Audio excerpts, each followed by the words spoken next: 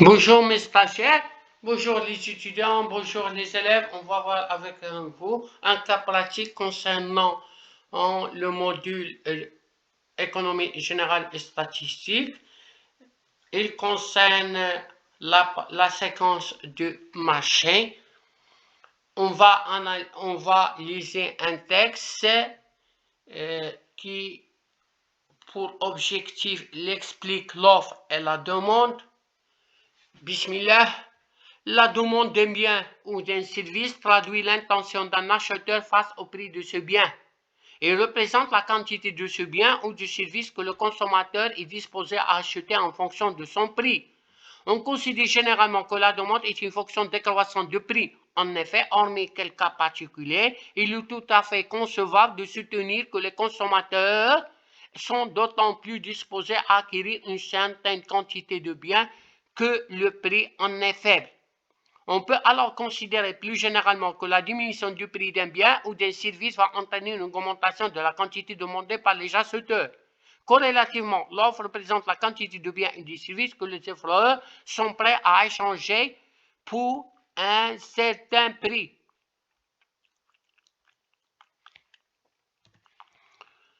Il est possible, comme pour la demande, de schématiser le comportement des offres par rapport au prix. Ainsi, si les prix sont élevés, les quantités offertes par les vendeurs seront importantes. À l'inverse, les prix faibles pourront réduire ainsi dit de maintenir l'offre à un niveau élevé. Un niveau élevé en raison de la baisse des profits que peut engendrer une baisse des prix. La fonction de l'offre est donc croissante par rapport au prix. Sur un marché, l'offre et la demande évoluent de façon contraire par rapport aux variations de prix. Il existe pourtant un prix pour lequel les quantités offertes seront égales aux quantités demandées. Le prix d'équilibre. En effet, c'est lorsque le prix d'un bien s'accroît, la demande diminue et l'offre augmente. Alors, pour un certain niveau de prix, l'offre et la demande coïncident. Les questions. Pour quel type de bien et la demande varie-t-elle dans le même sens que le prix? Quel instrument mesurant la sensibilité du consommateur face à une variation de prix? La loi de l'offre et la demande est-elle suffisante pour expliquer la formation du prix? Pour répondre à ces questions, il faut lire le texte deuxième, 3 fois et 4 fois et assimiler la partie du cours.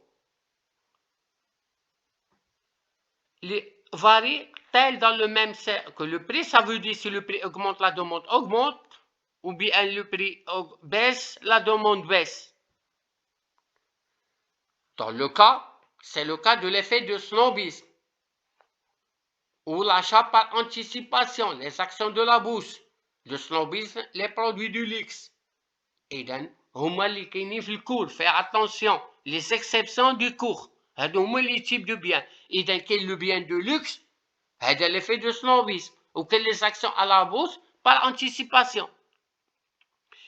Quel est l'instrument mesurant la sensibilité du consommateur face à une variation de prix? C'est le coefficient de l'élasticité de la demande. Sa formule s'écrit l'élasticité prix-demande est égale à la variation de la quantité sur la variation du prix sur le prix. La loi de l'offre et la demande était pour expliquer la formation du prix? Non, car les prix sont parfois réglementés ou administrés. Réglementé, ça veut dire fixé par l'État. Administré, la modification du prix est soumise à l'autorisation de l'État. Et donc, voilà l'explication. Voilà la solution. Pour la première question, c'est le cas de l'effet de snobisme, les produits du luxe ou l'achat par anticipation des actions en bourse. Le coefficient ça, c'est le coefficient de l'élasticité de la demande. Non, car les prix sont parfois administrés et sont réglementés. Qu'est-ce que c'est administratif? Ça veut dire la modification du prix est soumise à l'autorisation de l'État. Et réglementée, ça veut dire fixé par l'État. Merci de votre attention et jusqu'à la prochaine vidéo. N'hésitez pas d'abonner pour m'encourager. N'hésitez pas de poser les questions pour je vous répondre.